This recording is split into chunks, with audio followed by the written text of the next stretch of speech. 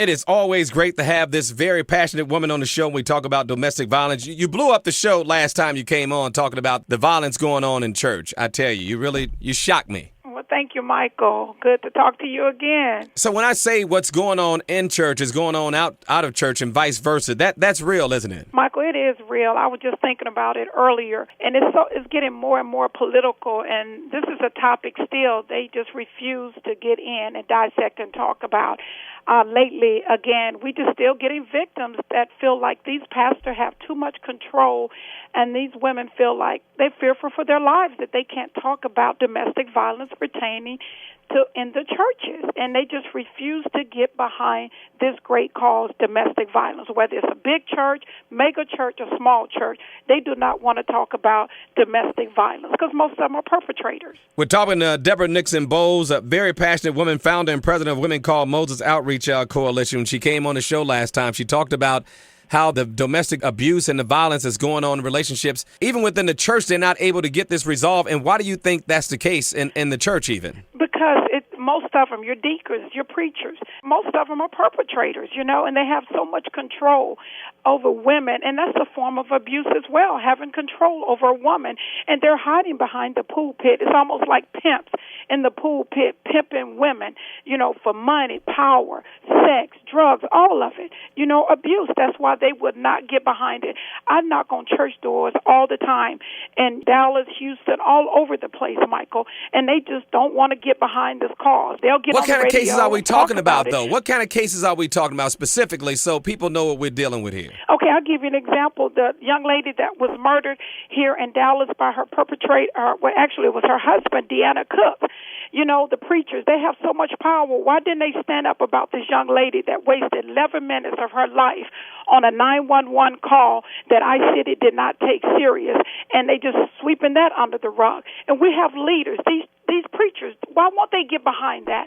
Why won't they say because this child was in a black neighborhood that they did not take it serious, and her family go and kick in the door and find her mutilated by her husband? And these officers went out to 7-Eleven on a call, 911, even before they went to the victim. Why are our leaders not talking about it? You're not going to do and ask them to support it, and they will not get behind this victim that was lost. 11 minutes of her life, she was on a 911 call pleading for her life. So you're saying the pastor should have spoken up more about it? These preachers have power. They can get behind you got some of the mega churches here in Dallas. Why won't they get behind it, Michael? Why are we as women, 90% of my victims are church-going women and women that are living in fear. These are supposed to be Christian. That is not of God, Michael. Why aren't they not getting behind these victims? Why are they not supporting us? Why won't the preachers get behind us and say, we will no longer tolerate this? Why? We're talking right now to Debra Nixon Bowles, very passionate woman who work with women who are victims of domestic violence, and I'm sure some men too. Founded an organization called Women Called Moses Outreach Program. What are you seeing happening inside and outside of the church in terms of why women aren't getting out of these relationships and why they're not getting the help that they need? Because first of all, I'll tell you this, we as black people, we're so emotional. We don't want to get behind a great cause, something like domestic violence, because we don't want to give the money. We don't want to talk about it because of the embarrassment, one.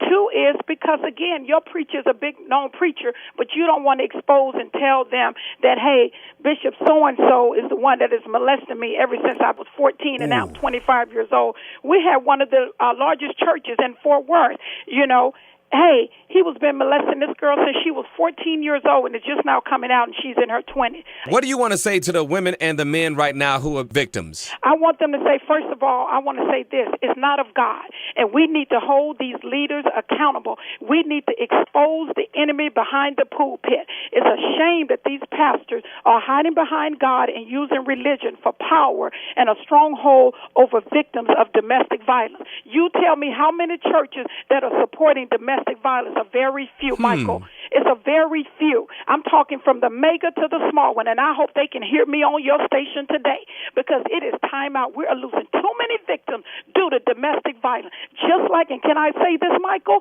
since you got me on blast, let me say this. It's just like Rihanna and Chris Brown. They're making a mockery. They think it's okay for black people to get on national TV and say it's okay for some man to beat on a woman and go back to her. She's supposed to be a national spokesperson, and here it is, Michael. She goes back to a perpetrator, and she's supposed to be helping us. And our doors are closing every day, especially the black shelters. We need support.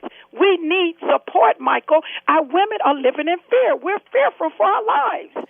We're going to do everything we can to get the information out. We're blogging this on Baisden Live on Twitter and Baisden Live on Facebook. You said something a moment ago that didn't get past me. You said you want them to know that's not of God. Why is that important for them to know? Because God don't want no man going around and hitting it. We're supposed to be to help me. We're supposed to help a man, but instead they taking advantage and using a verse saying we're supposed to be submissive and we're not supposed to get divorces due to domestic violence. The devil is a lie. You leave that devil, and you leave quickly. Even today, if some woman is out there and you hear my voice and you married to a pastor or you married to a leader, you leave him. If he's putting his hands on you, you leave today, but you have a plan.